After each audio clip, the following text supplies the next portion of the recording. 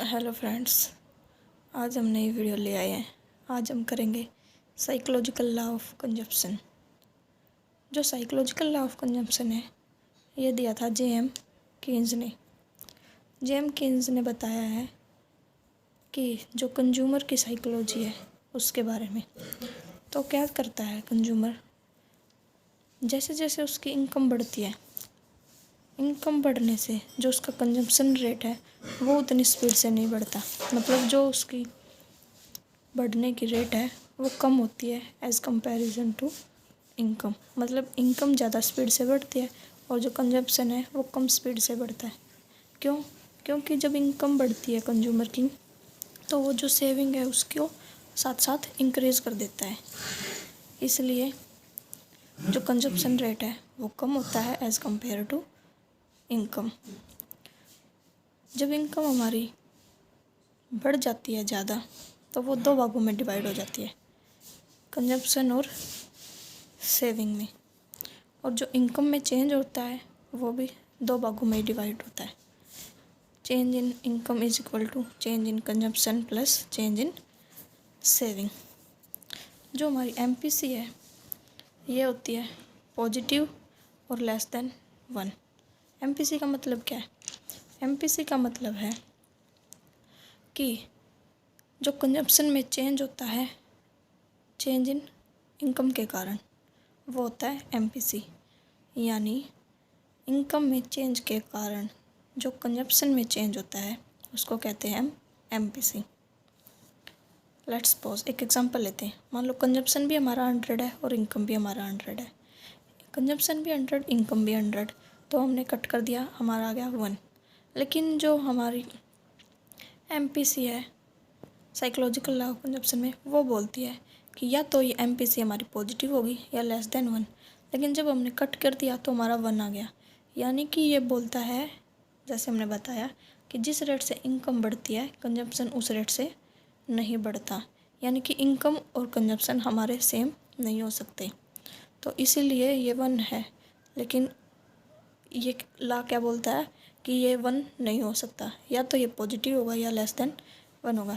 अगर हमारा कंजप्शन 80 है और इनकम हमारी 100 है, इनकम हमारी 100 है और कंजप्शन 80 है, तो एमपीसी आएगा 0.8। अगर कंजप्शन 70 है और इनकम 100 है तो 0.7। मतलब एक से या तो छोटा आएगा या पॉजिटिव आएगा, इज इक्वल टू 1 नहीं हो सकता। आया समझ? तो अब हम इसके अजम्पशन देख लेते हैं। साइकोलॉजिकल लॉ ऑफ कंजम्पशन की अजम्पशन क्या है? अजम्पशन बोलती हैं कि जो साइकोलॉजिकल और इंस्टीट्यूशन फैक्टर है ना, ये इसमें कांस्टेंट होते हैं। कांस्टेंट होने का मतलब क्या है? मतलब ये चेंज नहीं होते। मतलब जो कंज्यूमर है वो अपनी स्पेंडिंग करता है या उसके प्रेफरेंस है कुछ भी आइटम लेने के या प्रोडक्ट लेने के, उनका जो कंज्यूमर का बिलीव है या सोशल स्ट्रक्चर है, वो सारे इसके अंदर आते हैं।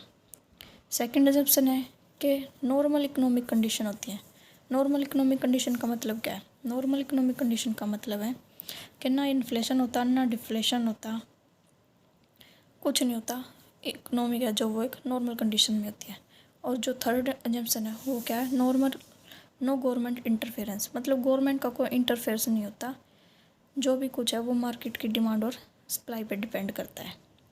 अब हम इसको डायग्राम से और टेबल से समझते हैं। देखो, इनकम हमारी 0 थी, कंजम्पशन हमारा 20 था। इनकम हमारी 50 थी, कंजम्पशन 60 था। Income 100, consumption 100। Income 150, consumption 140। Income 200, consumption 180। अब देखो, मान लो कोई भी आदमी है, अगर वो कुछ नहीं कमा रहा, मतलब उसके स्टार्टिंग ईयर है, वो कुछ भी नहीं कमा रहा, लेकिन उसको बेसिक नीड की जो ज़रूरतमंद की चीज़ें वो तो चाहिए, पेट भरने के लिए उसे खाना भी चाहिए, तो वो कुछ ना कुछ तो कंज्यूम कर ही रहा है। तो यानी इनकम है 0, कंजम्पशन है 20।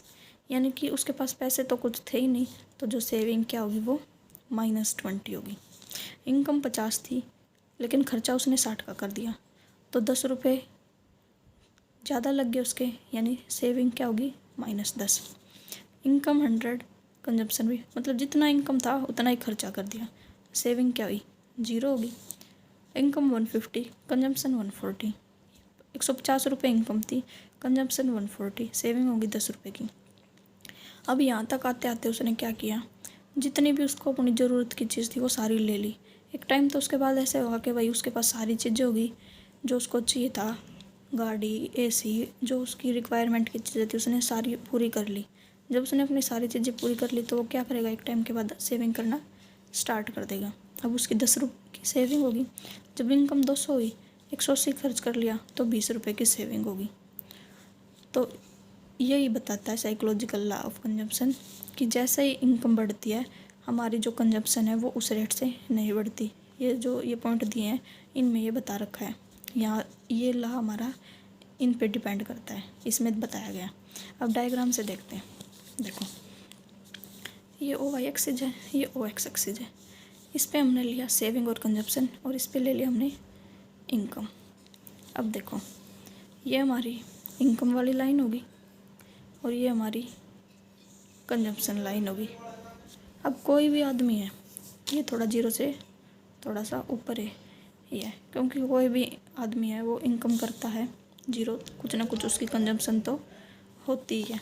इसलिए देखो जो ये ओ ए है ये तो हमारी होगी इनकम और जो ए डी है ये हमारी होगी कंजम्पशन। इनकम इतनी है, कंजम्पशन इतनी है, इसका मतलब क्या हुआ कि इनकम है वो कंजम्पशन से कम है। अब जो ये इतनी तो हमारी इनकम थी, लेकिन जो हमारा खर्चा हो गया वो इतना हो गया, यानी जो ये खर्चा हो गया हमारा, यानी जो हमारी कंजम्पशन होगी, तो इसको हम क्या बोलते थे, ये हमारी सेविंग होती थी लेकिन नेगेटिव की होती थी। इसलिए ये जो पोर्शन है ये हमारा हो गया डिस सेविंग का। आगे गए हम, जैसे जैसे आगे गए हम इस पॉइंट पे पहुंच गए। अब ये पॉइंट क्या हो गया, ये वो पॉइंट है ये वाला जहाँ पे हमारी इनकम और कंजम्पशन दोनों इक्वल है। इस पॉइंट पे इनकम कंजम्पशन इक्वल होगी और आगे जाके जैसे जैसे हमारी इनकम बढ़ती है तो हमारा जो इनकम है वो दो भागों में डिवाइड हो जाती है, एक कंजम्पशन एक saving.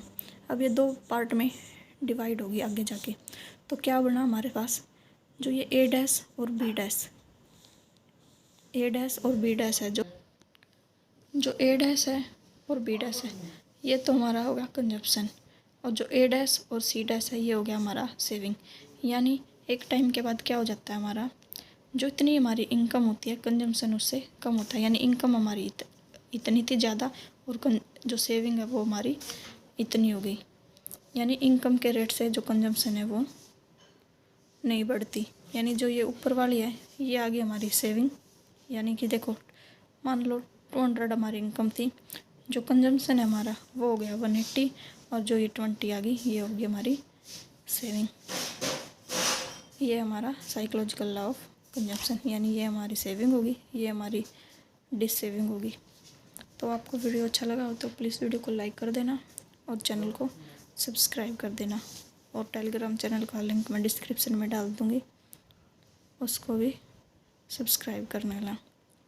Thank you so much.